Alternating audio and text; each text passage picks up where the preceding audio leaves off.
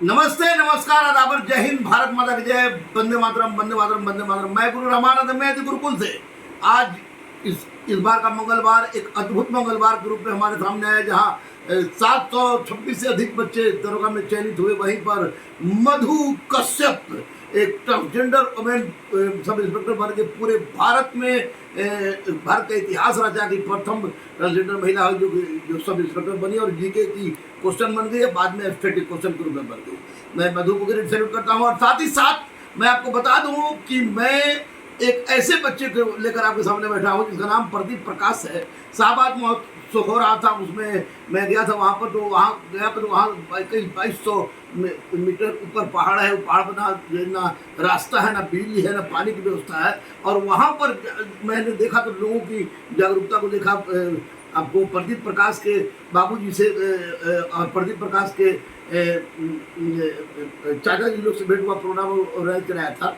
तो निश्चित निसंदेह एक अद्भुत सफलता है। और लोग कहते हैं ना कि ये समस्या थी, इस कारण नहीं हो पाया, ये समस्या थी, इस कारण नहीं हो पाया, ये समस्या इस कारण नहीं हो पाया।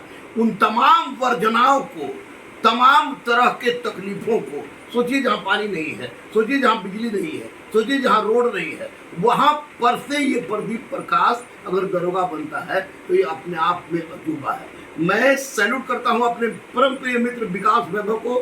मैं सैल्यूट करता हूँ अपने पुत्रवत आशीष भारती को जो गया के एसएसपी है।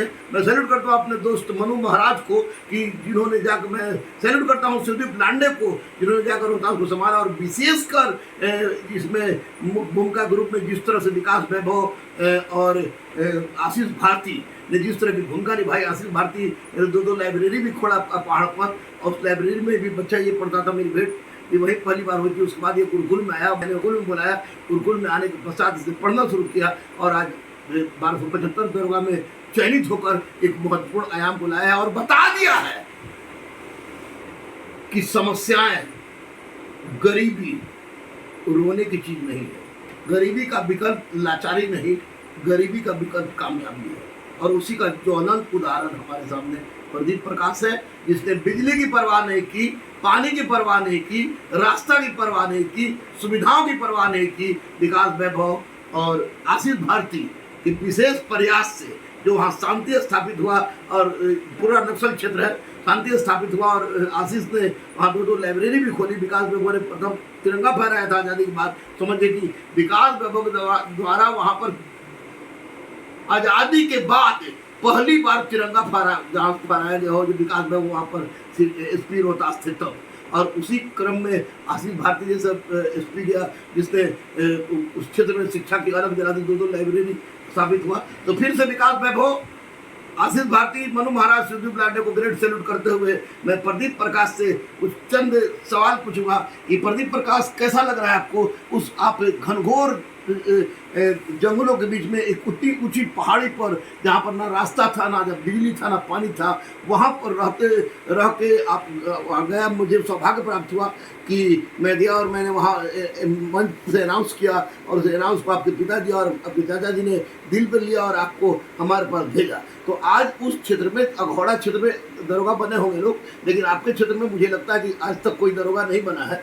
आप पहले व्यक्ति हैं। तो हमारे यहाँ सब कुछ पहले हो रहा है। तो आपको कैसा लग रहा है दरोगा पद पर चयनित होने के बाद? और इस गुरुकुल का, चूँकि लोग देखेंगे और मैं ही इंटरव्यू ले रहा हूँ, तो इस गुरुकुल का क्या महत्व रहा आपको वर्दी दिलवाने में? और मैंने शाहबाद में जाकर, उस पहाड़ पर जाकर जो आवाज़ें उठाई थी कि आप आइए, जो भी पढ़ना चाहता है मेरे पास आइए, तो आपने शायद 2100 रुपये हमको दिया था। 2100 रुपये दिया था। तो और वो भी आपने जबरदस्ती, जब मैं चाह रहा था वहाँ किसी आदमी पैसा नहीं लूँ, लेकिन 2100 रुपये आपने दिया था और आप दरोगा बन गए। तो कैसा लग रहा है आपको दरोगा बनने के बाद? आप गुरुकुल के बारे में, मेरे बारे में और उस क्षेत्र के बारे में बोले। और साथ ही साथ मैं आप लोग से अंत में आह्वान करूँगा उस क्षेत्र के तमाम लोगों से कि आ जाओ, प्रदीप प्रकाश ने झंडा गाड़ दी है। उस झंडा का अनावरण करते हुए आगे बढ़ते जाइए और एक नई कामयाबी को चुनिए, जिससे आपकी सफलता सुनिश्चित हो सके। प्रदीप प्रकाश। सर्वप्रथम आप सबको नमस्कार। और कुछ भी बोलने से पहले मैं अपने गुरु का चरण में स्पर्श करना चाहूँगा। मेरे इस सफ़र में बहुत सारी कठिनाई आई, मुश्किलें आई, लेकिन उस को सामना करते हुए, उसका पार पाते हुए हम आज यहाँ पे पहुँचे हैं। इस सफ़र आसान नहीं था। इसमें अहम योगदान मेरे माता पिता का नाम श्री कृष्णा सिंह हुआ, और उतना ही योगदान मेरे अंकल श्री राजबल्ली सिंह का हुआ। उन लोग के सहयोग से ही मैं यहाँ तक पहुँचा हूँ। और उसके अलावा अगर गुरु का बात है तो मेरे गुरु रामान सर हैं, और इन्हीं लोग के योगदान से मैं यहाँ पहुँचा।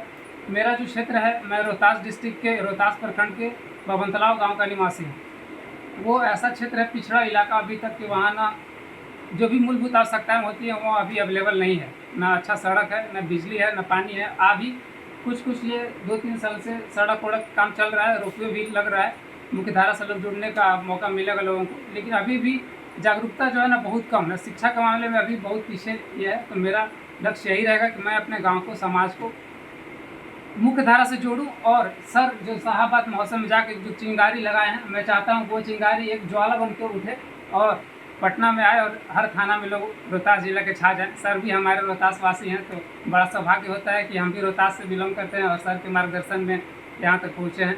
सर का हमारे यहाँ तक पहुँचने में बहुत बड़ा योगदान रहा। सर के पास हम जब भी आते एक ही डायलॉग रहता था कि उड़ता वही है जो फड़फड़ाता है। तो हम लोग को सर ने फड़फड़ाना सिखाया। और एक बात बोलते थे सर कि बदलाव न बम लाता है, न बारूद लाता है, न गोला लाता है, बदलाव सिर्फ लाता है तो कलम आता है। कलम से ही क्रांति होती है, और उसी कलम और किताब के बल पे आज हम लोग यहाँ पहुँचे हैं। मैं आशा करता हूँ कि मैं बहुत सारे लोगों के लिए प्रेरणा का काम करूँगा, और जहाँ भी जितना भी हो सके मैं उन लोग का सहयोग करूँगा, योगदान करूँगा, और अपने गांव, समाज, प्रखंड, जिला की जो भी आवश्यकता जिन लोगों को भी होगी उनको मुख्य धारा से जोड़ूंगा, शिक्षा को बढ़ावा दूंगा और आगे बढ़ाने में सहयोग करूंगा।